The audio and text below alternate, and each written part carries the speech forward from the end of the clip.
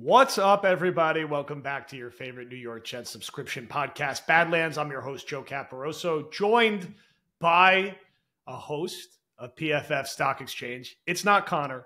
Back on the feed, I think for the second or third time, Trevor Sikkema, friend of the pod from even way back in the day, pre-Stock Exchange, when we were still doing TOJ. Trevor, good to see you. Last time I saw you, you were all suited up, looking very handsome at CR's wedding. Good to have you in the more casual atmosphere. Thanks for joining us. The same to you, my friend. Everybody was looking spiffy that night, yourself included. So, no, it was a wonderful evening. It's great to be back here on the pod with you. This is our more natural setting, a little bit more casual, talking football. Because before it was, we were wearing ties and still talking football, which, tight. Right, kind of gets in the way of the takes. Now we got a little bit of a loose neck fit. So now the takes are going to be flowing. But it's good to be back with you, buddy. That's right. We got to let the takes breathe. We still got CR in his half of the poster, keeping a watchful eye on us recording here. This thing my wife made for me a while back on Father's Day. But I want to start with Olu Fashanu. Jets, the Rams tried to go up to the Jets spot. Jets could have moved back, picked up an extra second-round pick. Even putting that aside, were you surprised by the pick? And did you like the pick before I kind of press you to maybe give sort of a counter if it wasn't something that you were that crazy about? Like I was very surprised in the moment that they took him. I'm happy, and it was just an unexpected happiness. But what was your reaction when that ended up being their first round pick? I mean, obviously, I think that he could be a really good player. And if I like it in the fact that, in my opinion, it always should have been offensive line over Brock Bowers even, right? And Bowers still on the board at that point. There was sort of is it going to be an offensive lineman or a Brock Bowers? There were a lot of debates kind of leading up to draft weekend. I was firmly on team draft the offensive lineman, right? I like the Tyron Smith signing. I like Morgan Moses being there. Those guys are great, but they're long in the tooth. They both have injury history, right? You don't want to ride your entire season on both of those guys playing. Remember, not just 17-game regular season. You want to be playing into the playoffs as well. And so you needed some sort of insurance, both for the short term and then obviously with the long-term vision. So to me, number 11 overall, which turned into number 10 overall, it was the other way around. Number 10 overall was turned into 11 overall. That ended up being the spot where they did that. Now, I had Talize Fuanga, the offensive tackle from Oregon State, ranked higher than Olu Fashanu. I had Troy Fautanu as well, the offensive lineman from Washington, ranked above him. So if we're looking at it of offensive lineman versus Brock Bowers debate, I love what they did. Now, in terms of exactly who they went with, I don't hate Fashanu. I just would have picked a different player. Now, that's not to say he doesn't have a really good ceiling to him, but I would have picked Talize Fuanga or Troy Fautanu over Fashanu, but that's just kind of my analysis as a scout there. So what would be your concerns about him? The general consensus we've gotten in the comparison we've heard a lot of, this could be the next DeBrickashaw Ferguson type player, a little bit more of a finesse guy, which was out of character a little bit for Joe Douglas, will be more ready in pass pro, maybe not quite as physical in the run game. A lot of talk about his hand size, but what would be your concerns prospectively taking him at number 11? Yeah, I mean, I think that what you just said there are the big concerns. The national narrative about Fashanu and how great he is in pass protection. I mean, that was widely talked about, but so were the deficiencies, right? Especially the Ohio State games over the last 2 years. I mean, they went straight at this dude's chest, and there were a handful of times when he just couldn't handle them. And those are college defensive ends, right? You go in the NFL, and if you show any sort of weakness, if you're exposing your chest a little bit more, if you're not as balanced as you need to be, they'll forklift you right back into Aaron Rodgers' face. So that's the thing that you don't want. And when I watched Fashanu, I had those strength concerns going into 2023. And then I do think he played a little bit better. But then the Ohio State game came around, and it was like, okay, again, these are, JT Tuimoloau, who is their edge rusher, Jack Sawyer, who is their edge rusher, like, those guys are NFL caliber players. Like that's the measuring stick. You talk about watching certain games of prospects because you want to see them go up against guys that you believe are going to be future pros. You don't just want to cherry pick when they play against the guys that aren't going to make it in the league.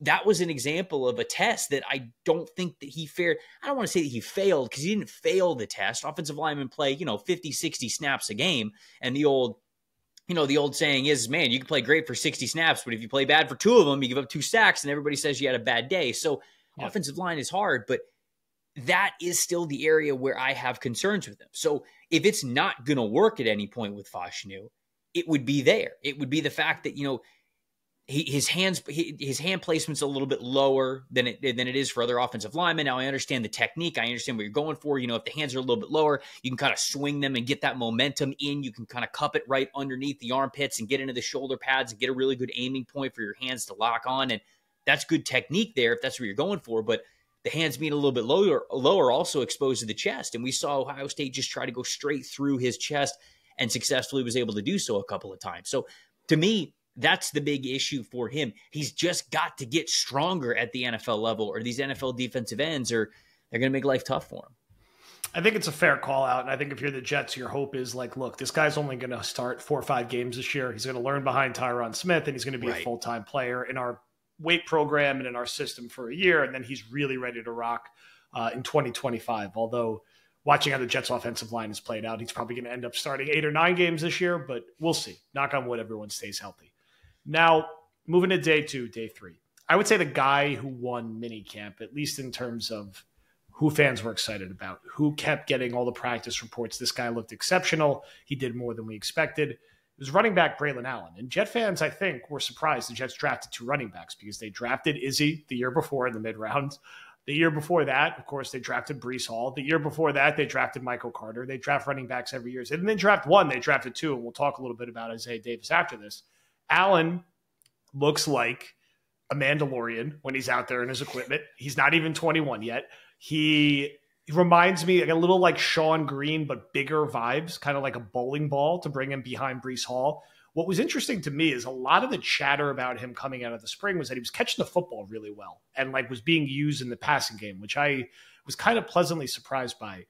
So what were your thoughts on him, the value where the Jets took him, and what kind of player will he be at the next level? You could throw my Sean Green comparison out. I'm biased to giving historical Jets predictions. There's more people who played in the NFL than random Jets running backs from 2010. So what are your thoughts on Allen?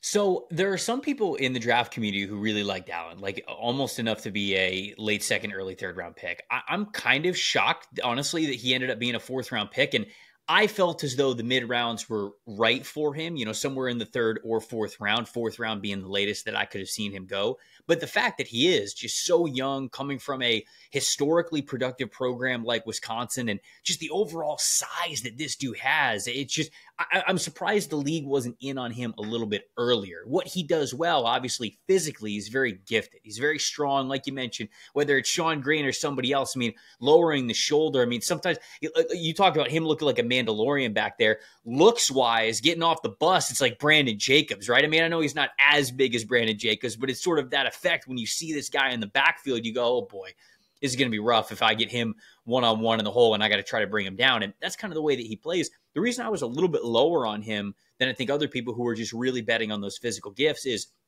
I didn't think that he was creative enough once he got to space, right? And I think that's the job of a running back. The hard part is getting to the space. The easy part should be, okay, now that I've got a little bit more green grass to work with, how am I going to put a shimmy shake on the safety, or maybe I could just lower the shoulder on him, or, how I could find those extra yards, whether it's to the sideline or more towards the middle of the field. And I felt like Braylon Allen got a little bit lost once he got to space. And it was a little frustrating for me because he did the hard part, right? It's like, you getting past the offensive line, you stiff arming a linebacker, you getting to that secondary level. I mean, you did the hard part to get there, but there were some times when I just wondered if the just overall playmaking vision from him was something that we were going to get. Now, he's a young running back, so there's certainly reason to believe that he could get better, but he's also played a lot of football. He might be young, but he's played a ton of football. So it's not like you can use the argument of, oh, he hasn't had a lot of snaps yet, just wait till he gets a lot more snaps.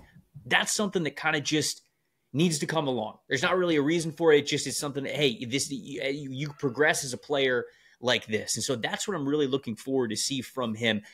That's the things I think he does well. The area I think that he can improve, but certainly is a 1-2 combination with Breece Hall. When I say that, I'm not trying to say they're going to split carries. It's obviously going to be Breece Hall when he is healthy. But for him to be the spellback, to put him in when Breece Hall needs a breather, again, that's putting no, defense can't take any time off, right? The defense can't go, oh, thank goodness, the RB2's in. Now I can relax